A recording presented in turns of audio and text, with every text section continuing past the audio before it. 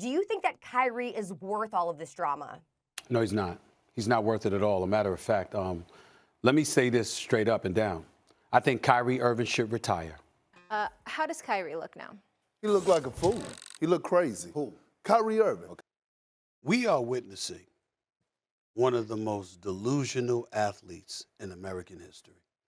He is a bona fide hater. He is so jealous and he envied LeBron James that he can't even hide it no more. If there was an NBA award for the biggest comeback of the year, proving fans wrong, NBA executives wrong, and especially the NBA media, Kyrie Irving will be the runaway winner of said award. And with hindsight being 2020, looking at that Dallas-Brooklyn trade, what Dallas traded for Kyrie Irving, it's actually comical, as the big-time haul Brooklyn got was Dorian Finney-Smith, Spencer Dinwiddie, a first-round pick, and 2 second-round picks. Dallas getting Kyrie Irving, the trade grade for them was a D from ESPN. At that point in 2023, Kyrie's overall value, the perception of him as a player, even a person, was at its absolute lowest. And Kyrie really since that point has done everything right, as this year in Dallas, 25.8 points on 49.6% shooting, 41% from deep, and 90.7% from the free throw line. Kyrie is mere percentage points away from his second 50-40-90 season. And looking through NBA history, only one other player, that being Larry Bird, has had 2 years of 25 plus points on those shooting splits. It's actually pretty remarkable Kyrie Irving, despite the drama, the chaos, the media whirlwind, his overall play is always consistent. And even more shocking than that, Kyrie this year wasn't an all-star starter, an all-star, or a reserve. Yet someone like Dame Lillard in the Eastern Conference, who's regressed, was an all-star starter. And for a quick side-by-side comparison, look at Dallas' trade for Kyrie versus the Bucks for Dame Lillard. Which team got absolutely fleeced? Of course the Mavs trade. Dinwiddie, Dorian Finney-Smith, a couple of picks. The Bucks getting Dame gave up Drew Holiday, one of the vital pieces of their championship team in 2021, who for Boston, I would say has been one of their unsung heroes, a guy who's steady, consistent, and a great defender. Also Grayson Allen, who with Phoenix, the best shooter in the NBA. And of course, a few first-round picks. Kyrie going to Dallas for pennies on the dollar was one of the best steals of all time. And Dame going to the Bucks, blowing up that team, one of the worst moves in recent history. And looking at the Dame versus Giannis pairing, coming into the year, what were we told?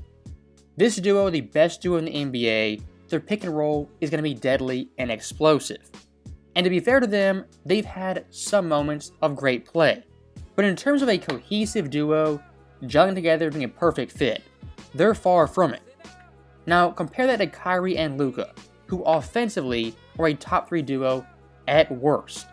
And the best thing about these guys, as big time fourth quarter players, ISO players, you know down the stretch, both of them can create their own shot or create a shot for a teammate. As looking at Luka, he ranks first in ISO scoring at 8.1 points per game, and Kyrie himself ranks 6th at just under 5 points per game. Out of the entire NBA, only Dallas and the Clippers have 2 players top 10 in ISO scoring. And building off that, when it comes to great NBA teams, great contenders, what's one thing they all have in common? Late in the fourth quarter, in the big time moments, all the great teams, great players, great duos can generate quality looks for their teammates and themselves. I mean, look at last year's West Finals. Jokic and Jamal Murray, why they won that series was their crunch time play and the shots they created. The East Finals, why Boston lost, because Tatum and Brown struggled creating their own shots and shots for teammates, and most times in the fourth quarter became very, very stagnant. In regards to late game play not being stagnant, getting good looks, Dallas offensively, one of the best teams in the league. Defensively, improved, not great, but offensively, top tier. And looking at since mid-February with Kyrie Irving, their record is 23-6, and the post-All-Star break Mavs post-trade, them in the fourth quarter, the best team in the league. Scoring-wise, 29.1 points, second only to the Spurs, which really first among legit teams. Field goal percentage, 50.3%, second only to Denver. Offensive rating, fourth, fifth total made threes, seventh in percentage, the second fewest turnovers, and third highest plus minus behind Denver and Minnesota. When it comes to the 2024 Dallas Mavericks, I believe this team, beyond a shadow of a doubt, is built for the postseason.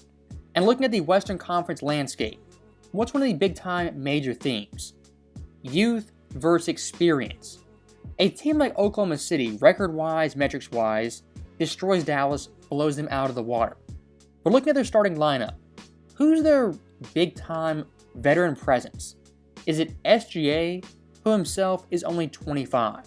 I mean, this Oklahoma City team is the third youngest team in the league, and their veteran leader hasn't played a playoff series since 2020. Even looking at Minnesota, of course, Ant Edwards is dynamic. But Edwards in the playoffs, he'll have games where he's MJ 2.0, and other games where he's Harold Miner Jr. Looking at the Pelicans, one of the sleeper teams in the West, Zion Williamson hasn't played a playoff game to date, and Brandon Ingram has had one playoff series in 8 seasons. In regard to the younger teams in the Western Conference, I'd give Dallas the edge over all of them.